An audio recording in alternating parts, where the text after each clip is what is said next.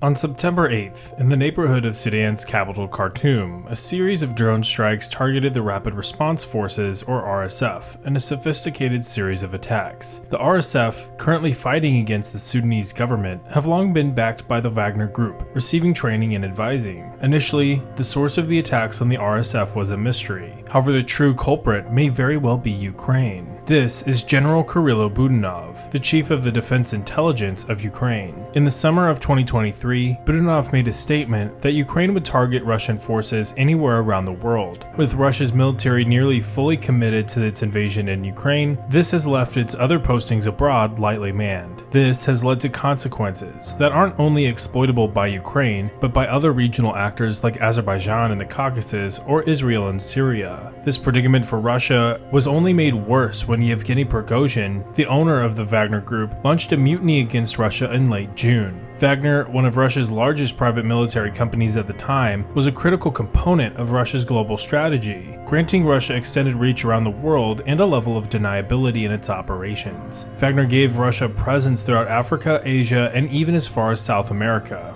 All of this fell apart, however, when Prigozhin's mutiny was launched. And since the mutiny failed only a day later, Russia has since absorbed what's left of Wagner into the Ministry of Defense, leaving only fragments of Wagner scattered around the world. One of those fragments has continued to operate on behalf of the Russian government in Sudan, training and assisting the Rapid Response Forces, a militia that operated in tandem with the government. However, on April 15, 2023, the RSF declared war on the Sudanese government in a coup attempt, and what has followed has been a protracted war around the capital Khartoum. With Wagner's presence and fingerprints, this may have given Budanov one area where he could strike, making good on his promise. Taking the war against Russia worldwide is much easier said than done. Budanov has a series of challenges he has to address to threaten Russian troops elsewhere. First and foremost is personnel. Ukraine is currently in the middle of a counteroffensive, and it needs all the personnel it can have on deck, especially its special forces and intelligence officers. The next challenge is resources. The attacks in Sudan were executed with a series of small drones. These can be easily manufactured and replaced. However, they've become a staple along the front lines in Ukraine, and taking any drones, including the kamikaze drones used in the attacks in Khartoum, take away from the targeting capacity along the counteroffensive front line. The third challenge is raw distance. If Ukraine needs to have personnel and equipment on the ground in a place like Sudan, then they will have to travel further away from where the war is happening and effectively into Russia's turf. Russia has operated in Africa for over a decade, and that time and exposure makes it challenging for a clandestine operation like what may have occurred in Sudan to happen. Moving personnel and equipment into an active war zone like Sudan, with Russian intelligence and private military personnel present, can pose complications. Regardless, somehow, the attacks did happen, and in an interview with Howard Altman, Budanov was asked about the strikes. Interestingly, he neither confirmed nor denied Ukrainian involvement. Budanov could have carried these strikes out in a few different ways. Firstly, Ukrainians could have been behind the attacks from start to finish, where Ukrainian operators fly the drones in Sudan and generate the intelligence to carry out the attack. Secondly, Ukrainians could have had personnel providing intelligence guidance, but the drone operators could have been Sudanese. And thirdly, the whole operation could have been done remotely, where Ukraine doesn't send any Ukrainian operators and instead shares intelligence with Sudan, and Sudan carries out the attacks based off of a recommended plan that Ukrainian intelligence would generate themselves and share with Sudan. In any case, Ukraine may have been behind the attacks, and it's still a sign that the Russia-Ukraine war is expanding worldwide. Sudan is not the only place in Ukraine's sights, however. Russia still maintains a large presence in Syria,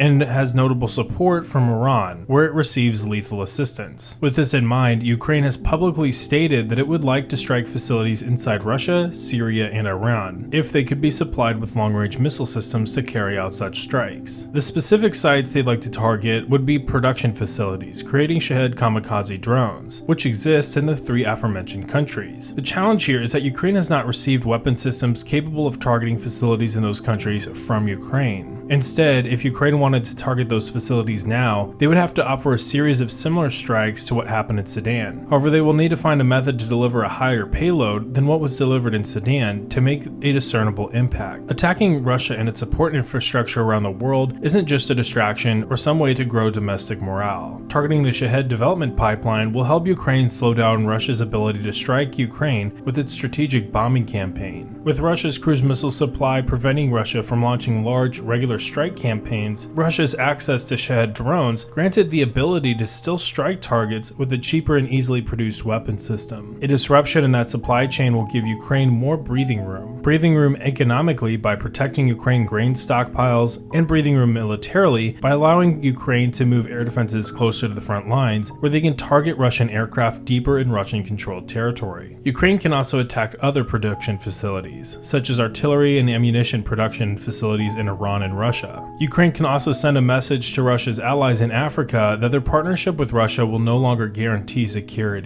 With the strikes in Sudan, Ukraine has already demonstrated an ability to take the fight wherever Wagner fighters are, and this could be carried over to places like the Democratic Republic of Congo and Mali, where Wagner operates still. Russia may be willing to leave Wagner out to dry because of the mutiny and the fact that they're mercenaries and not uniformed members of Russia's armed services, and this may dilute the impact of Ukrainian strikes on Russia. The war in Ukraine is far from over, and Ukraine will have to be creative if it's going to end the war on their own terms. That said, if they do act on their statements to strike Russia abroad, they get what they're looking for, but it may also make the war more dangerous. Ukraine has to maintain deniability in what it does, especially if their strikes aren't sanctioned by the host nation, such as in Congo, Mali, Syria, or Iran, where Russian proxies and forces operate at the invitation of those nations' governments. For more on Sudan's coup, check out the top video, and if you want to see more on Ukraine's counteroffensive and objectives, check out the bottom video. Like if this video was informative, see you next time.